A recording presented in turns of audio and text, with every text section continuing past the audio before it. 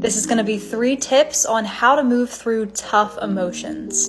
The first tip is to be present with your body and notice the sensations, because emotions are a physiological response, and a lot of us live on autopilot and we're not very connected to how our body's feeling and physically what that emotion is doing. So first, label the emotion and then find where is it living in the body and what does it feel like.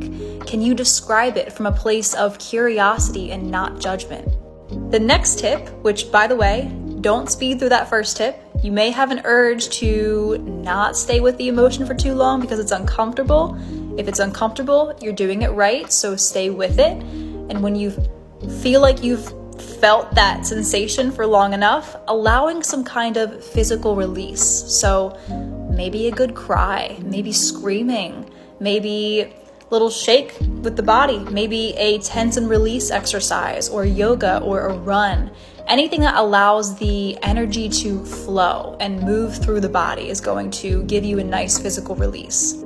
My final tip is to be compassionate with yourself, because many of us have learned to suppress or shame ourselves when experiencing an intense emotion, especially if you were raised as a male.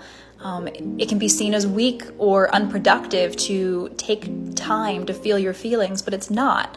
So be aware of any self-criticism, avoid labeling any part of your experience as good or bad, allow and just be kind to yourself, because this is tough stuff.